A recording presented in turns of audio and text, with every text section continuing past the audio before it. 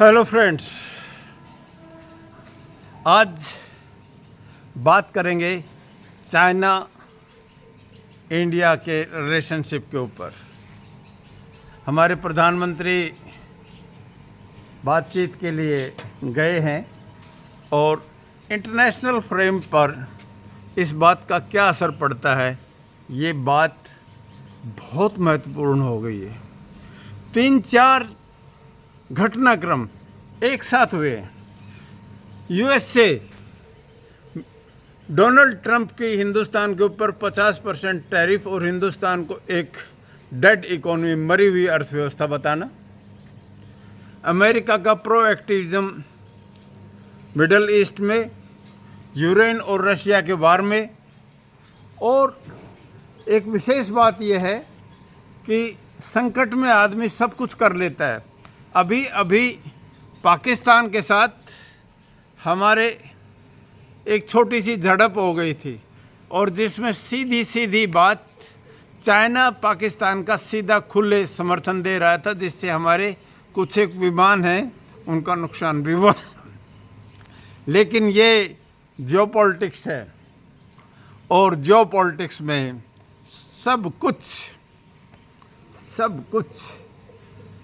जायज़ है।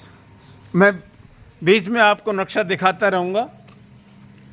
चाइना की जो जियोपॉलिटिक्स है, उस जियोपॉलिटिक्स का एक बड़ा आधार है और एक बहुत बड़ा आधार है, वो है कि चाइना एक हथेली की तरह से है और उसके 5 अपने आप को ये समझता है 5 ये उंगलियां, लद्दाख, नेपाल, भूटान, पहले सिक्किम भी था,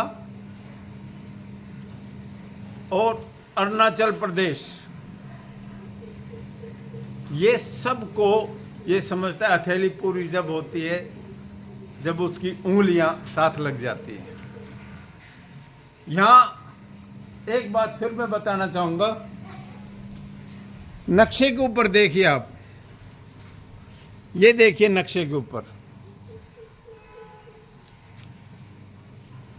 आप ऊपर जम्मू कश्मीर में देखें और जम्मू कश्मीर का ये जो रीजन है, यहाँ से एक CPEC China Pakistan economic corridor निकल गया और चाइना ने ये रिक्वेस्ट भी की थी इंडिया से उस समय कि इसका हिस्सा बन जाए। हमारा सेंट्रल एशिया से अगर सीधा रास्ता खुल जाता है तो हमारी इकोनॉमी 2 to 4% एकदम कर जाती है। चाइना से हमारा रेल और रोड से अगर डायरेक्ट लिंक हो जाते हैं हर तरफ से, तो दोनों को एक बहुत बड़ा फ़ायदा मिलता है। इंटरनेशनल जियोपॉलिटिक्स में कभी भी किसी 2 देशों के एक जैसे संबंध नहीं रहते, ये बदलते रहते हैं। ज़रूरतें पड़ती हैं, संबंध उसी तरह से बदलते रहते हैं, घटते और बढ़ते रहते हैं, ताकतवर होते रहते हैं और मजबूत और कमज़ोर भी होते हैं। जिस तरह से आपस में भाई लड़ते हैं, नया नया जब बंटवारा होता है और उस समय कई बार दुश्मनी भी हो जाती है, लेकिन भाई तो भाई होता है।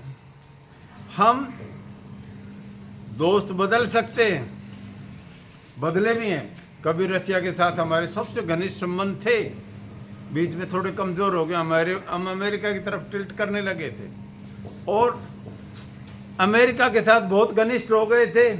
ट्रंप आने के बाद वही बात आ गई, हम पुरानी जगह पर चलते रहे। ये शंटिंग होती रहती है, इसलिए फ्रेंड्स बदलते रहते हैं, इंटरेस्ट बदलते रहते हैं। और एक पुरानी फिल्म में दिलीप कुमार की में एक गाना चलता था, पीते पीते कभी कभी जाम बदल जाते हैं, पैगाम बदल जाते हैं, नाम बदल जाते हैं।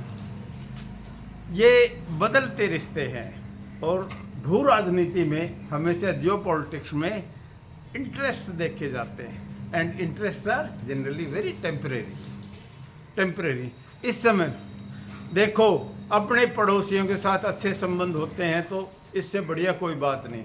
चाहे पाकिस्तान हो, चाहे बांग्लादेश हो, चाइना हो, श्रीलंका हो, बर्मा हो, चाहे मालदीव्स हो, छोटे हों बड़े देश हों, जिसको मिले पड़ोसी अच्छा वो है किस्मत वाला, चाहे वो तांगे वाला हो, चाहे वो घोड़े वाला, चाहे वो रिक्शा वाला हो, चाहे वो तांगे वाला, जिसको मिले पड़ोसी अच्छा। देखो आज़ादी लगभग हमको 47 में, चाइना को 1950 में मिली थी। ब्रिटिश एम्पायर और दूसरे एम्पायर्स जो यूरोप से आए थे, सेकेंड वर्ल्ड वार ने एक बहुत बड़ा काम ये किया, डीकोलोनाइज किया। और अमेरिका क्योंकि इंग्लैंड के प्रभुत्व के ऊपर अपना प्रभुत्व बनाना चाहता था, तो डीकोलोनाइज एक कंडीशन रख दी। और ये बहुत बड़ा एक कारण है हिंदुस्तान का कि हिंदुस्तान आज़ाद हुआ, इसमें अमेरिकन पॉलिसी का हाथ है। और एटली के जो इलेक्शन मैनिफेस्टो था उसमें भी था। ये अच्छी तरह से जान लें कि हिंदुस्तान की आज़ादी में बहुत बड़ा कंट्रीब्यूशन सेकेंड वर्ल्ड वार और अमेरिका का है। और पाकिस्तान बांग्लादेश बनना ये भी अमेरिका से 1945 में हो गए थे, लाइनें बाद में खींची गई हैं। ये लाइनें भी बदलती रहती हैं, ये नकली लाइनें हैं, इंटरनेशनल बाउंड्रीज हैं, ये बदलते। कहाँ अमेरिका है, कहाँ अलास्का है, रशिया से खरीद लिया, कितने दूर है। अब आइसलैंड की तरफ भी आंख दिखाने लग गया, कनाडा को भी खाना चाहता है, मैक्सिको भी खाना चाहता है। ये इंपीरियलिज्म का फैलाव की तरफ, विस्तारवाद जिसको कहते हैं। हर स्टेट, हाउस होपर एक जोग्राफर हुए हैं, वैसे तो बहुत सारे औरों ने भी यही थ्योरम दी है कि state is an organism. State एक जीवधारी की तरह से होता है। थ्योरी ऑफ एवोल्यूशन के साथ एक विचार आया, जैसे दूसरे जीवधारी होते हैं, साइकिल चलता रहता है जीवन का, इसी तरह से स्टेट का भी। स्टेट टेक्स बर्थ, बनती है, ग्रोज, जब क्योंकि ज़रूरत होती है तो उसको साधनों की ज़रूरत होती है, फैलाव करती है। जैसे ब्रिटिश एम्पायर किया, फ्रेंच एम्पायर है, आजकल अमेरिकन बढ़ते जाए, रशिया कितना बड़ा हो गया था। ग्रोज एंड फ्रेगमेंटेड, बड़ी हो जाती है तो अपने बहुत से बट भी जाती है। बड़ी स्टेट बहुत बड़ा नेशन है, उसके बंटवारे के ज़्यादा चांस होते हैं, मैनेज ही नहीं होती। जैसे रूस टूट गया, जैसे डीकोलोनाइजेशन हुआ, ब्रिटिश कॉलोनी इसलिए हुई कि इतना बड़ा एम्पायर हो गया था कि संभाल में नहीं आ रहा था। ये डायनासोरिक हो जाता है, एक्सटिंक्ट भी हो जाते हैं। नक्शे बदलते रहते हैं, हर सेंचुरी में, हर 20, 30, 50 साल में नक्शे बदलते हैं। यहाँ पर भी वही बात है। मूल टॉपिक के ऊपर फिर आ जाते हैं कि एक बड़ी दुनिया में बड़ा विचार चल रहा है, बहुत बड़ा विचार चल रहा है। और विचार है अगला ग्रोथ इंजन एशिया में से निकलेगा। अगला ग्रोथ इंजन, और नज़र भी आने लग गया है। चाइना अमेरिका की टक्कर में आ गया, हिंदुस्तान दुनिया की तीसरी बड़ी अर्थव्यवस्था बनती जा रही है।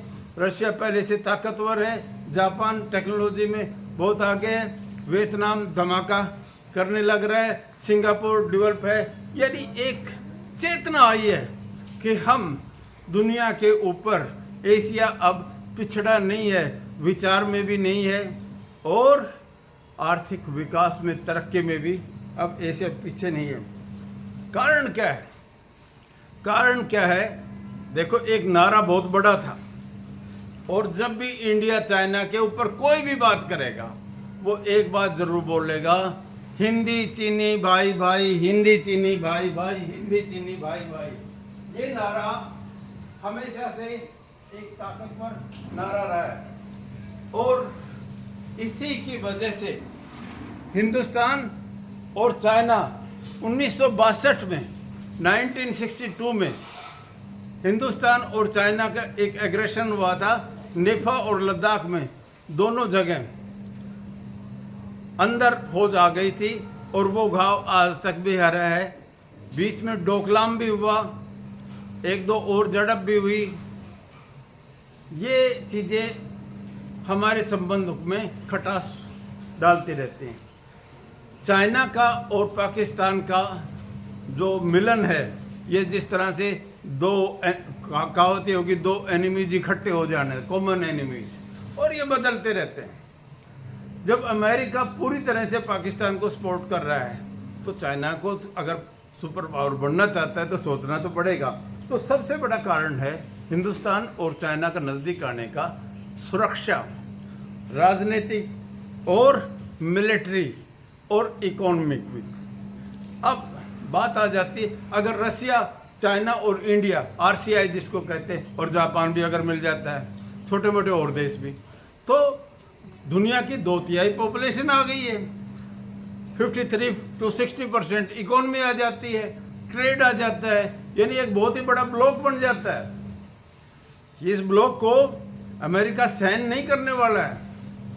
ये बार बार इस तरह के ब्लॉक बनाने की जो कोशिश की है, उसको बार बार तोड़ने की भी कोशिश की गई है। लेकिन अब देखते हैं, बहुत बार इतिहास अपनी तरह से चलता है, यानी आर्थिक कारण, डेमोग्राफिक कारण, सांस्कृतिक और हिस्टोरिकल 62 के और छोटी मोटी झड़प को देखकर हिंदुस्तान और चाइना का और कभी भी वार नहीं हुआ था। पीसफुल लिविंग और एक कल्चर भी, बुद्धिस्ट कल्चर चाइना में जो गए, जो ये भी कहा जाता है कि बुद्ध हिंदुस्तान से गए, चाइना में गए, और चाइना में कहावत है कि जो सबसे भाग वाले होते हैं, मोस्ट फॉर्चुनेट, उनका जन्म हिंदुस्तान में होता है। इसलिए एक इमोशनल हमारा जुड़ाव भी है। भू राजनीति की बार बार आती है बात कि अगर ब्लॉक्स बनते हैं, ब्लॉक्स में सीधी सीधी बात है, भाई नुकसान को रहने दो, फायदे की सोच लो। इसलिए देखो, 2-3 साल से अमेरिका हिंदुस्तान का सबसे बड़ा बिजनेस पार्टनर था, लेकिन 50% टैरिफ, पहले 25 बनाया, फिर 50% है। ये बहुत बड़ा एक सजा की तरह, पनिशमेंट की तरह से देख रहे हैं। एक बार फिर आप नक्शे के ऊपर आइए, आप नक्शे के ऊपर समझा देते हैं कितनी दूर अमेरिका है, कितनी दूर अमेरिका है और हम कितने नज़दीक हैं। अमेरिका यहाँ पर है और इंडिया, चाइना यहाँ पर है। दूरी कितनी है? ये अगर नज़दीक वाला पड़ोसी है, उनके अच्छे संबंध हो जाते हैं, तो इसमें दूसरे की आंख में थोड़ी सी दिक्कत तो होगी। इसके अलावा सेंट्रल एशिया, आप ये इलाका देखिए, सेंट्रल एशिया। इस सेंट्रल एशिया में एक बात विशेष तौर से देखनी पड़ेगी, अगर इंडिया का रास्ता सेंट्रल एशिया को खुल जाता है, सेंट्रल एशिया को मिल जाता है, तो हमारे सारा का सारा लॉजिस्टिक, जैसे सी पैक है, यहाँ से जो सी पैक आएगा, ये सी पैक अगर हमको मिल जाता है तो हम सेंट्रल एशिया के साथ जुड़ जाते हैं। इंडिया का पहले भी चाइना के साथ एक बड़ा सिल्क रूट रहा है, बहुत सारे। और युआनचांग और फाइयान 2 यात्री हैं, उनका करें तो हमारे हिस्टोरिकली और कल्चरली हम बहुत सारे जुड़ाव से एक साथ एक सांझी अर्थव्यवस्था और सांझी संस्कृति भी हमारी बहुत समय तक रही है। अब आती है, होता क्या है, पीपल टू पीपल कॉन्टैक्ट। अगर लोग आने जाने लग जाते हैं, मिक्स होने लग जाते हैं, तो संस्कृतियों में एक्सचेंज हो। जैसे यूरोप में एक ही ट्रेन से 8-10 कंट्रीज में एक ट्रेन से चले जाते हैं। अगर इसी तरह से एशिया में भी अगर एक ही ट्रेन से, एक ही सड़क से माल की ढुलाई, लोगों का आना जाना, सांस्कृतिक मेल मिलाप अगर बढ़ जाता है, तो एशिया कल्चरली एक साथ धमाका करता है। इसमें तो कोई दो राय नहीं। इंडियन ब्रेन इज मैथमेटिकल, और चाइना में लेबर और कौशल का एक हो गया है, स्किल एंड टेक्नोलॉजी में दुनिया में चाइना सबको टक्कर दे रहा है। अगर दोनों मिल जाते हैं, सॉफ्टवेयर और हार्डवेयर मिल जाता है, तो ज़्यादा बड़ी ताकत हो जाती है। लेकिन एक बड़ा फैक्टर है, वो है पाकिस्तान फैक्टर। देखो, पाकिस्तान एक क्रिएटेड स्टेट है, it is not a natural state. Pakistan के सबसे बड़ा एसेट क्या है? हमारे भाई हैं। पाकिस्तान, हिंदुस्तान, बांग्लादेश, बर्मा, श्रीलंका, नेपाल, ये सारे एक, अफगानिस्तान एक जैसे संस्कृति है, सारी बात है, अलग अलग देश जरूर। लेकिन आर्टिफिशियली क्रिएटेड किया गया है। पाकिस्तान का सबसे बड़ा रिसोर्स फिर कह रहा हूं मैं, सबसे बड़ा रिसोर्स पाकिस्तान की लोकेशन है, साइट, सिचुएशन, लोकेशन। ये जियोपॉलिटिक्स में बहुत बड़ी चीज़ होती है। अमेरिका ने, देखो अमेरिका राज कर रहा है तो कुछ ना कुछ तो कर रखे, अपने हवाई अड्डे, मिलिट्री बेस बना रखे हैं और संबंध भी, सिक्योरिटी के लिए पैसा भी खर्च करता है। सऊदी अरेबिया के ऊपर अमेरिका बैठा हुआ है, इजराइल अमेरिका के साथ लगे रहता है, कतर में यही हालत है। इसी तरह पाकिस्तान रशिया को, अफगानिस्तान को, इंडिया को, मिडल ईस्ट को कंट्रोल करने के लिए ईरान को विशेष तौर से पाकिस्तान का यूज किया जाता है। तो पाकिस्तान की लोकेशन देखिए, सी के साथ भी है, पूरे के सेंट्रल एशिया के साथ जुड़ा हुआ है, चाइना के साथ, इंडिया के साथ, हर जगह। इसलिए पाकिस्तान को छोड़ो। पाकिस्तान एक बहुत बड़ा फैक्टर है जिसके संबंध चाइना के साथ भी और अमेरिका के साथ, दोनों के साथ बहुत ही अच्छे हैं। ये एक डिप्लोमेसी में पाकिस्तान की सक्सेस कहेंगे। लेकिन अमेरिका का फैक्टर फिर भी देखिए, अमेरिका स्पेस टेक्नोलॉजी में अमेरिका आगे है, सॉफ्टवेयर में, आईटी में, सर्च इंजन जो हम लोग यूज कर रहे हैं, जो इस समय भी कर रहे हैं, फेसबुक है, गूगल है, मेटा है, आर्टिफिशियल इंटेलिजेंस है, और जो फौजी ताकत है, वेपनरी है। ईरान के ऊपर एक दिन में उसके न्यूक्लियर जो साइट थे वहाँ अमेरिका के आकर और जो बम डला है, जो 65 मीटर नीचे तक सब कुछ तोड़ फोड़ कर गए।